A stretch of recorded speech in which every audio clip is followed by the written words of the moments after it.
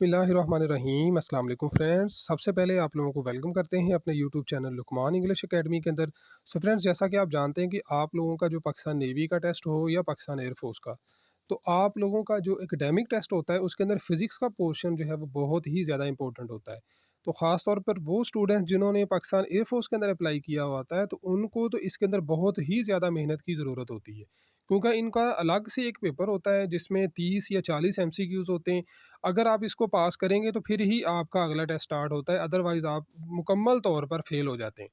तो एनीवे जी, आज हमने जो बात करनी है वो है आप लोगों का जो हमारा जो है ना वो इसके चैप्टर नंबर 6 है, और ये चैप्टर नंबर 6 आपका वर्क, पावर एंड एनर्जी के हवाले से। तो अगर आप के पास कोई टेस्ट एक्सपीरियंस की फ़ाइल हो या कोई ऐसा स्टूडेंट जिसने ऑलरेडी पेपर दिया हो, तो उसको मतलब उसको इस चीज़ का अंदाज़ा है कि इसके अंदर से लाज़मी तौर पर 2 से 3 क्वेश्चन जो है ना वो लाज़मी आ जाते हैं। कभी इनका यूनिट पूछा जाता है, कभी कोई इक्वेशन होती है या कोई छोटा-सा न्यूमेरिकल होता है। तो बहरहाल आज की वीडियो के अंदर हम सबसे पहले क्या करेंगे, इसके इम्पोर्टेंट पहले नोट्स करेंगे।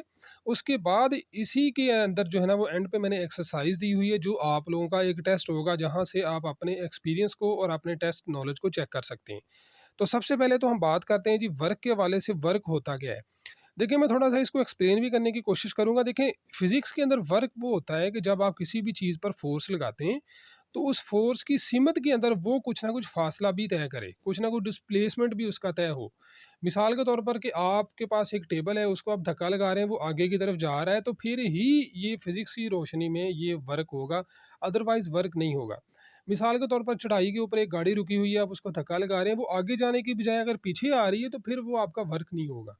वर्क जो है वो उस सूरत में ही होना है जब आप जिस सिमत में फ़ोर्स लगाएँ, उसी डायरेक्शन में वो कोई ना कोई फ़ासला भी तय करे। मिसाल के तौर पर यहाँ पर आप देखें, इसकी जो डेफ़िनेशन है उसमें लिखा है कि work is done when a force acting on a body displaces in its direction of force, यानी कि वो कुछ ना कुछ फ़ासला तय करे उसी फ़ोर्स की डायरेक्शन में। तो वर्क आपको क्लियर हो गया? उसके बाद जो इसका मेन चीज़ है ना वो पूछा जाता है, अक्सर पेपर में आता है जॉल। तो मेरा ख़्याल है काफ़ी अरसा से मैं देख रहा हूँ, इसका पेपर में लाज़मी पेपर में आ जाता है इसका यूनिट, ठीक है? 2-3 सालों से तो मैं देख रहा हूँ। तो इसको गौर से देख लेना, जो वर्क है ना इसका यूनिट जो है ना वो जॉल है, पावर का यूनिट जॉल नहीं होता, ये ज़हन में रखिएगा, ठीक है? वो हम आगे बढ़ेंगे उसका यूनिट क्या होता है। ये आपको क्लियर हो गया? अच्छा, 2-3 चीज़ें जो आपके एमसीक्यूज़ के हवाले से बड़ी इंपॉर्टेंट है कि अगर 1 किलो जॉल हो, किलो का मतलब होता है 10 की पावर 3, ठीक है? और 10 की पावर 3 होती है 1000। तो अगर 1 किलो जॉल होगा तो इसका मतलब ये होगा कि 10 की पावर 3। अगर 1 मेगा जॉल होगा, मेगा का मतलब होता है 10 की ताकत 6, ठीक है? तो ये आपने ज़हन में रखना है, अगर आपको पेपर में आ जाता है इस तरह का एमसीक्यूज़ तो फिर आपने इसको सॉल्व कैसे करना है। यहाँ तक क्लियर है जी आपको? ओके जी, उसके बाद हम बात करते हैं एनर्जी के हवाले से। अब एनर्जी और पावर में डिफरेंस आपने समझ लेना। देखिए, एनर्जी क्या होती है कि आपके अंदर किसी भी काम करने की जो सलाहियत है उसको हम कहते हैं एनर्जी, ठीक है? कि एनर्जी क्या है कि कैपेबल टू डू वर्क, यानी कैपेबल का मतलब होता है सलाहियत होना, कि आपके अंदर किसी काम करने की जो सलाहियत है वो आपकी एनर्जी कहलाती है, ठीक है? अब एनर्जी की जो है ना वो मेन तो 2 टाइप्स हैं। एक होती है काइनेटिक एनर्जी और दूसरी होती है पोटेंशियल एनर्जी, ठीक है? 2 इसकी मेन टाइप है, वैसे तो काफ़ी सारी हैं। वो जो आपको नीचे एक्सरसाइज़ देंगे उसके अंदर भी आप लोग बताएँगे, बड़ी सिंपल सी हैं। लेकिन यहाँ पर आपने इसको समझना है कि सबसे पहले तो इसकी 2 मेन इसकी टाइप्स हैं। एक काइनेटिक है और दूसरी है पोटेंशियल। अब काइनेटिक का मतलब क्या होता है? काइनेटिक एनर्जी क्या होती है कि कोई जिस्म अगर मूवमेंट के अंदर है, मोशन की हालत में हरकत कर रहा है, तो उसके अंदर जो एनर्जी होगी उसको हम कहेंगे काइनेटिक एनर्जी, ठीक है? इसकी डेफिनेशन आप देख लें, the energy possessed by the body due to its motion, ठीक है? यानी अगर कोई जिस्म मूवमेंट में है, गाड़ी चल रही है, आप दौड़ते जा रहे हैं, तो इस सूरत में जो आपकी एनर्जी होगी उसको हम कहेंगे काइनेटिक एनर्जी।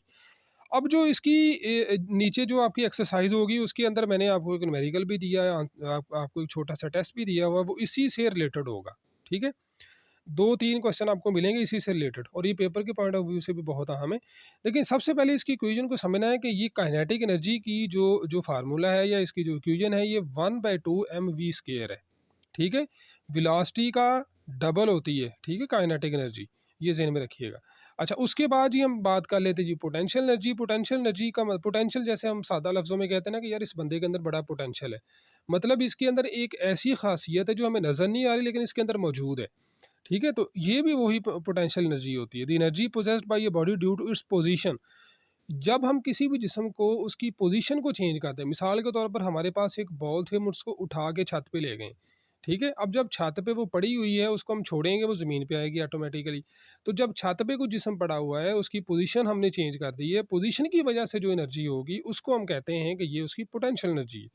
ठीक हो गया जी? ये समझ आ गई आपको? और इसकी ये इक्वेशन है, इसके मुतल्लिक़ आपको कोई भी पेपर में क्वेश्चन आ जाए, तो आप उसको ईज़िली कर सकते हैं। यहाँ पर आपको क्लियर हो गया? अच्छा, उसके बाद है जी, आइंस्टाइन था, एक साइंटिस्ट था, तो वो आपने 10th के अंदर उसके बारे में न्यूक्लियर जो है फिजिक्स है उसके अंदर आपने अच्छा खासा पढ़ा है। लेकिन यहाँ पर इसका छोटा सा ओवरव्यू देते हैं। जब वहाँ पर जाएंगे तो इसको डीपली हम पढ़ेंगे, लेकिन यहाँ पर देखें मास एनर्जी इक्वेशन। ये पेपर में एमसीक्यूज के टाइप का एक क्वेश्चन आ जाता है, तो फिर आपको इसको समझ लेना चाहिए कि E is equal to M C square है। जो सी है ना, ये है स्पीड ऑफ लाइट, और स्पीड ऑफ लाइट क्या है, ये आपको यहाँ पर बता दी गई है कि 3 × 10⁸ मीटर पर सेकंड है। ठीक है, ये आपने जहन में रखना है, क्योंकि पेपर में इनमें से लाजमी तौर पर क्वेश्चन आता है। इसको आपने मिस नहीं करना है, इसको लाजमी तौर पर आपने अच्छे तरीके से कर लेना है। अच्छा जी, अब हम आ जाते हैं एफिशिएंसी के ऊपर। एफिशिएंसी क्या होती है, देखें, एफिशिएंसी को सादा लफ्ज़ों में आपने समझा होगा कि जब हम किसी जिस्म पर फोर्स लगाते हैं, उस पे हमने एक फ़ोर्स लगाई, ठीक है? अब फोर्स लगाने से उस जिस्म ने या उस मशीन ने या उस डिवाइस ने कोई थोड़ा बहुत काम किया, ठीक है? तो अब एक रेशो रेशो बन जाती है, जो हमने इसको इनपुट दी है और जो उसने आउटपुट दी है। तो इसको हम कहते हैं कि ये एक रेशो एफिशिएंसी कहलाती है, ठीक है? तो ये एनर्जी ऑब्टेन्ड जो उससे हासिल होती है और जो उसकी आउटपुट होती है, जो उसने हमें फ़राहम करनी होती है, ठीक है? तो ये इसकी एक कैपेबिलिटी होती है, उसको हम कहते हैं। अब आ जाते हैं जी पावर के ऊपर। जैसे मैंने आपको पहले कहा था कि वर्क का जो यूनिट है वो जूल होता है और पावर का यूनिट होता है वाट। वो हम यहाँ पर उसको डिस्कस भी कर लेते हैं। अब पावर, एनर्जी और वर्क, इसको ध्यान में रखना है। देखिए, हमने क्या किया था, एनर्जी का क्या कहा था, the capability to do work, यानी कोई जिस्म काम करने की सलाहियत हो। अब पावर क्या होती है, पावर ये होती है कि जो वो रेट ऑफ डूइंग वर्क, यानी कि जो वो काम कर रहा है वक़्त के लिहाज से, ठीक है? अब 2 मशीनें लगी हुई हैं, एक जो है ना वो 5 मिनट के अंदर 1 गैलन को जो है ना वो फ़िल कर देती है पानी के, और दूसरी जो है वो 2 मिनट में कर देती है। तो हम यहाँ से कैसे करेंगे, अख़ज़ करेंगे कि यार जिसने थोड़े टाइम के अंदर जिसने पानी के टैंक को फ़िल किया है, तो उसकी पावर ज़्यादा होगी, ठीक है? तो ये ज़हन में रखना है आपने, इसके यूनिट को भी मिस करना है, इसकी मसावात यानी जो इक्वेशन है, इसका फार्मूला उसको नहीं मिस करना, और स्पेशली इसका यूनिट नहीं मिस करना। ये काफ़ी सारी प्रॉब्लम आ जाती है स्टूडेंट्स को, यहाँ पे आके स्टूडेंट बड़ी ना गलती करते हैं। और एक और चीज़ आपने ज़हन में रखनी है कि जो 1 हार्स पावर यानी 1 एचपी का मतलब है हार्स पावर, ये 746 वाट के इक्वल होती है, ठीक है? यहाँ तक आपको समझ आ गई? चलें जी, अब हम आपका एक टेस्ट लेते हैं छोटा-सा। आपने ये जो टेस्ट आपको दिया हुआ है, आपने इसके बारे में बताना है यहाँ पर। ये टेस्ट क्या है जी? The Einstein mass energy equation is C. C इसके अंदर क्या है? अगर आपने गौर से लेक्चर को सुना है, तो मैंने इसके अंदर सारी चीज़ें आपको बता दी हैं। उसके बाद है जी रेट ऑफ डूइंग वर्क। अब रेट ऑफ डूइंग वर्क ये मैंने बताया, अगर आपने लेक्चर को गौर से सुना तो आपके लिए कोई मुश्किल नहीं होगा, ठीक है? तो अब उसके बाद है जी energy store in dam. Dam के अंदर जो एनर्जी होगी उसको हम क्या कहेंगे, वो आपने थोड़ा सा इशारा मैं इसका आपको दे देता हूँ। देखिए, डैम जो है ना वो हमेशा ऊंचाई के ऊपर होता है, ठीक है?